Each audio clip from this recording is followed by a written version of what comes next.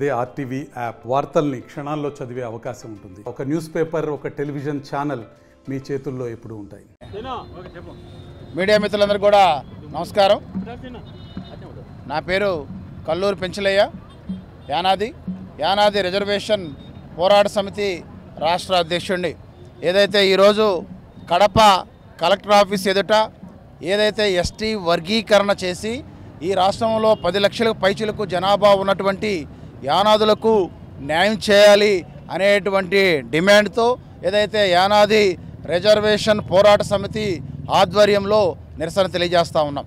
ఈ సందర్భంగా మేము ఒకటే చెప్తా ఉన్నాం, ఏదైతే ఈ రాష్ట్రంలో 34 లక్షల గిరిజన తెగలున్నాయి, 34 గిరిజన తెగలున్నాయి, 35 లక్షల మంది గిరిజన జనాభా ఉన్నారు. అందులో 10 లక్షల మంది యానాదులు ఉన్నారు. అంటే గిరిజన జనాభాలో 30% మంది యానాదులు ఉన్నారు. కానీ అభివృద్ధి విషయంలో కానీ, నిధుల కోటాలో కానీ, అదేవిధంగా ఉద్యోగాల విషయంలో కానీ, రాజ్యాంగ ఫలాలు పొందే విషయంలో కానీ ఏదైతే గిరిజన జనాభాలో 30% ఉన్నటువంటి యానాదులకు అన్ని విధాల అన్యాయం జరుగుతూ ఉంది. అందుకని ఈ నేపథ్యంలో మేము ఒకటే డిమాండ్ చేస్తూ ఉన్నాం, అయ్యా ఏదైతే ఎస్సీ కులాల్లో ఉన్నటువంటి అసమానతలను సరిచేస్తూ ప్రభుత్వము ఎస్సీ వర్గీకరణ చేసింది. అలాగే ఎస్టీ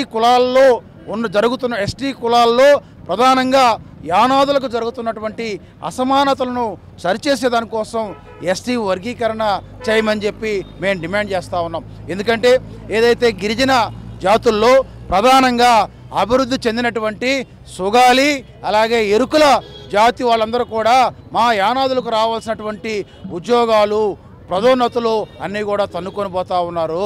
మరి యానాదులు ఈ నేపథ్యంలో యానాదులకు అన్యాయం జరుగుతూ ఉంది, తీవ్రమైనటువంటి అన్యాయం యానాదులకు జరుగుతూ ఉంది.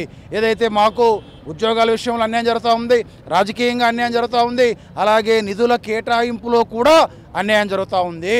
మేము ఒకటే డిమాండ్ చేస్తూ ఉన్నాం ప్రభుత్వాన్ని, అయ్యా డాక్టర్ బిఆర్ అంబేద్కర్ గారు ఒకటే చెప్పారు, రాజ్యాంగ ఫలాలు ఏదైతే వెనుకబడి ఉన్నటువంటి అన్ని జాతులకు, అన్ని తెగలకు సమాన నిష్పత్తిలో అందినప్పుడు మాత్రమే ఆ జాతులు అభివృద్ధి చెందుతాయని చెప్పి డాక్టర్ బిఆర్ అంబేద్కర్ గారు చెప్పి ఉన్నారు.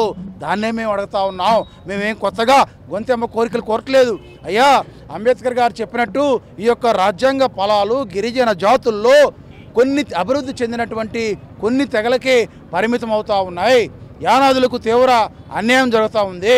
ఉదాహరణకు మీరు పాత ఎస్వి యూనివర్సిటీ పరిధిలో తీసుకుంటే మొన్న 90 మెడికల్ సీట్లు వస్తే ఎస్టీలకు, అందులో 84 మెడికల్ సీట్లు చెంచులు, ఎరుకులు తనుకోకపోతే కనీసం 6 కూడా యానాదులకు రాలేదంటే యానాదులకు ఎంత అన్యాయం జరుగుతుందో మీకు ఒక ఉదాహరణ మాత్రమే తెలియజేశాం. అలాగే ఉద్యోగాల్లో కూడా అలానే జరుగుతూ ఉంది. మా వాళ్ళు ఏదైతే ఈ గిరిజన జాతుల్లో అభివృద్ధి చెందినటువంటి చెంచులు కాదు, మన సుగాలి ఎరుకులతో పోటీ పడలేక తీవ్రమైన నష్టం పోతూ ఉన్నారు. అలాగే ఏజెన్సీ ప్రాంతంలో చూస్తే ఏజెన్సీలో ఉండేటువంటి గిరిజనులకి, కొండదొరలకి, కొండరెడ్లకి, కొండకాపులకి, విగత జగతలకి అక్కడ పోడు పొలాలు ఉన్నాయి. ఉద్యోగాలు. మరిన్ని వీడియోస్ కోసం ఛానల్ ని సబ్స్క్రైబ్ చేయండి. లేటెస్ట్ అప్డేట్స్ కోసం వాట్సాప్ ఛానల్ ని ఫాలో చేయండి. అండ్ లింక్ డిస్క్రిప్షన్ లో ఉంది.